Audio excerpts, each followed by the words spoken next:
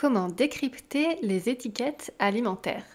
Dans cette vidéo, je vous partage quelques conseils et astuces pour vous aider à faire les bons choix lorsque vous faites vos courses. Je suis Émilie, conseillère en nutrition et naturopathie, praticienne en gémothérapie, créatrice de recettes saines et gourmandes et inspiratrice de bien-être et de créativité. Le but de ma chaîne YouTube est de vous partager le maximum d'infos pratiques, de lectures inspirantes, d'astuces et de conseils pour prendre soin de vous et de votre santé au naturel. Alors si ce n'est pas encore fait, je vous invite à vous abonner à ma chaîne en cliquant en bas à droite de cette vidéo pour être tenu au courant de toutes les nouveautés. Je l'avoue, j'ai bien souvent fait mes courses sans jamais jeter un œil à la composition des produits que je mettais de façon machinale dans mon caddie. Mais depuis que je prends le temps de regarder de plus près les étiquettes des différents packaging, je découvre avec une fascination stupéfaite la face cachée du monde de l'industrie agroalimentaire. Les industriels sont très malins. Ils usent et abusent de toutes les ruses pour manipuler nos cerveaux en nous rassurant, à grand renfort d'allégations toutes plus absurdes les unes que les autres, que leur produit est le produit qu'il nous faut. Celui qu'on attendait depuis toujours pour être en forme. Du coup, je ne sais à quel moment leur dire merci ou pas. Devant la masse d'informations dont nous abreuvent les marques et face auxquelles on peut vraiment se sentir perdu, je vous propose de faire le point sur les informations nutritionnelles inscrites sur les emballages des produits de consommation courante que nous achetons. Les informations importantes à lire sur une étiquette alimentaire. Pour beaucoup de personnes, l'information la plus importante à trouver sur une étiquette, c'est le nombre de calories que contient un aliment. Or, nous allons voir que d'autres informations sont vraiment plus importantes à prendre en compte. Étiquette alimentaire, la liste des ingrédients. Lorsque vous vous apprêtez à mettre un produit dans votre caddie, je vous recommande de prendre un instant pour regarder plus en détail la liste des ingrédients. Pour faire simple, retenez ceci. Moins il y a d'ingrédients, mieux c'est. En effet, plus la liste est longue, plus il y a de chances que le produit soit préparé avec des ingrédients que vous ne trouverez pas dans vos placards. Un indice, si la liste contient des ingrédients dont vous n'avez jamais entendu parler et qui ont un nom à rallonge, voire imprononçable, reposez le produit dans le rayon. L'ordre d'apparition des ingrédients dans la liste. Après avoir pris en compte la longueur de la liste, soyez attentif à l'ordre d'apparition des ingrédients. En un seul coup d'œil, vous pourrez vérifier quels sont les premiers ingrédients qui composent le produit. Si le sucre est mentionné en première position, c'est que le produit contient majoritairement cet ingrédient. Pour illustrer cela, prenons un exemple concret qui parlera à nombre d'entre nous puisqu'il s'agit de la célèbre pâte à tartiner aux noisettes, j'ai nommé le Nutella. Alors, que trouve-t-on dans la célèbre pâte à tartiner? Tout d'abord, elle est composée de 50% de sucre. On remarque que le sucre est le premier ingrédient de la liste, c'est donc celui qui est en plus grande quantité dans ce produit. Ensuite, on a 20% d'huile de palme, 13% de noisettes, 8,7% de lait écrémé en poudre, 7,4% de cacao maigre et moins de 1% d'émulsifiant. Voilà pour cet exemple concret. Les sucres sous ces formes différentes. Voyons maintenant les différents noms des sucres. Les listes d'ingrédients des produits industriels sont truffées de sucres cachés. Je vous partage une liste non exhaustive des différents noms du sucre que vous pouvez retrouver sur les étiquettes alimentaires.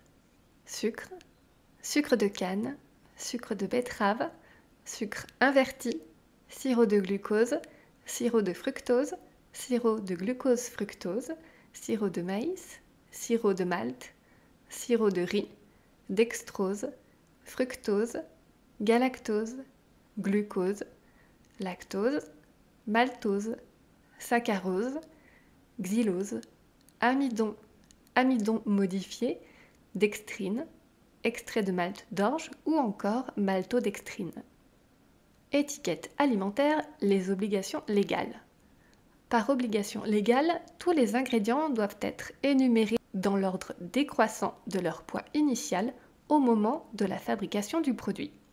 Vérifiez la présence d'additifs, colorants, édulcorants ou encore conservateurs.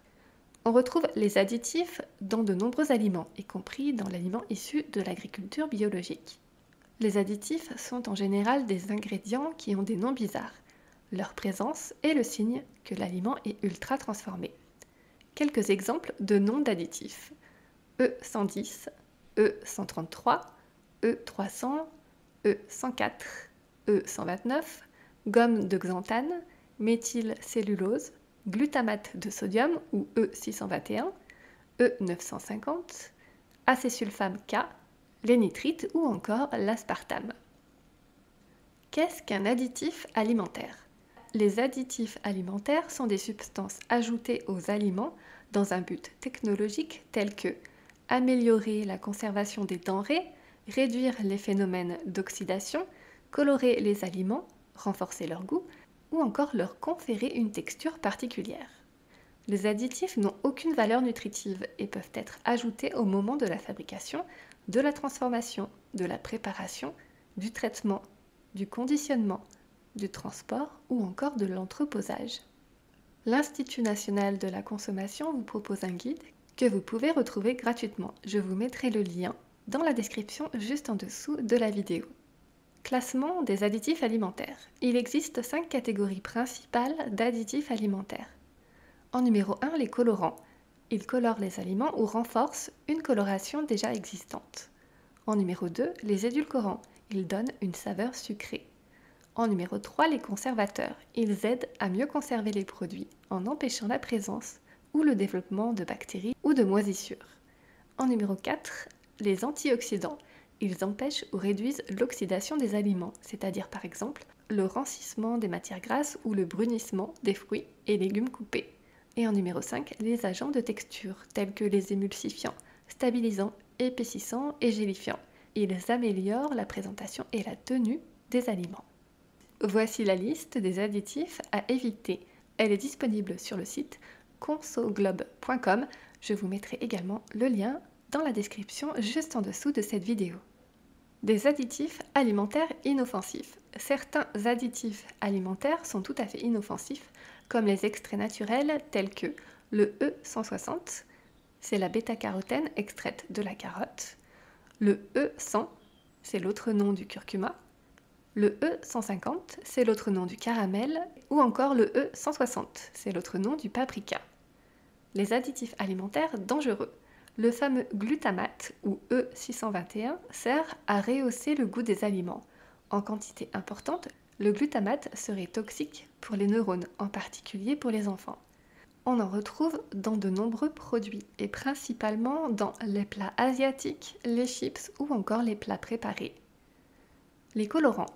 De nombreux colorants industriels sont présents notamment dans les bonbons et les confiseries pour les enfants.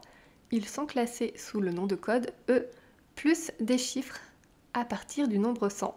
Les colorants bleus, le rouge cochenille ou encore le jaune de quinoléine sont à proscrire, surtout chez les enfants. Ils peuvent favoriser l'hyperactivité ou des troubles du comportement. Les conservateurs. Les conservateurs sont regroupés dans les E200.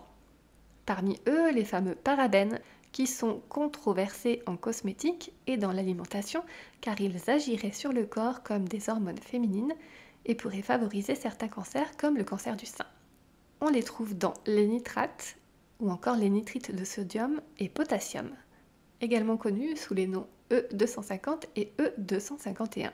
Ils sont présents dans les charcuteries et le jambon et classés par l'OMS comme cancérogènes probables. Les phosphates. Les additifs aux phosphates, classés dans les E300 et E400, peuvent être la cause de problèmes cardiovasculaires et rénaux. En trop grande quantité, ils peuvent déclencher certains cancers. On les trouve dans les sodas, certains fromages industriels, les charcuteries ou encore la boulangerie industrielle. Les émulsifiants. Les émulsifiants sont classés de E400 à E496. Ils sont utilisés pour améliorer la texture des produits industriels.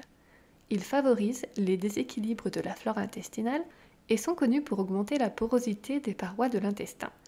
À terme, cela peut mener à des inflammations, des allergies, l'apparition du diabète ou du cancer du côlon. On les retrouve dans les yaourts ou encore dans les glaces. Les allégations nutritionnelles et de santé.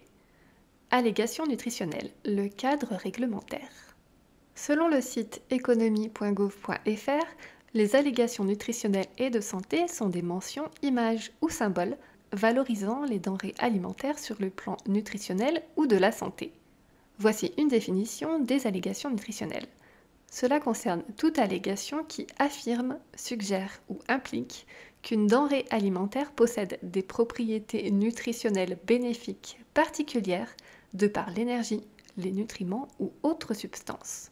Voici maintenant une définition des allégations de santé. Cela concerne toute allégation qui affirme, suggère ou implique l'existence d'une relation entre, d'une part, une catégorie de denrées alimentaires, une denrée alimentaire ou l'un de ses composants, et d'autre part, la santé. Pour illustrer mes propos, voici quelques exemples concrets d'allégations nutritionnelles et ou de santé.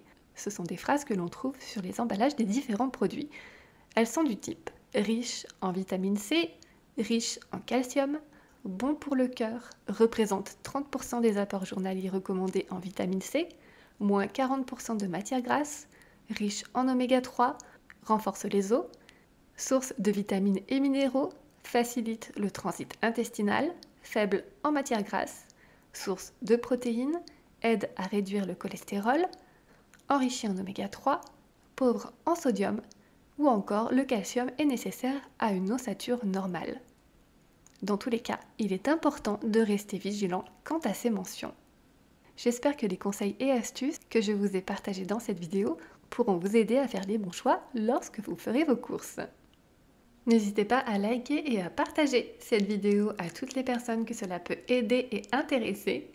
N'oubliez pas de vous abonner à ma chaîne YouTube pour être tenu au courant de toutes les nouveautés et moi je vous dis à très bientôt et d'ici là, prenez soin de vous.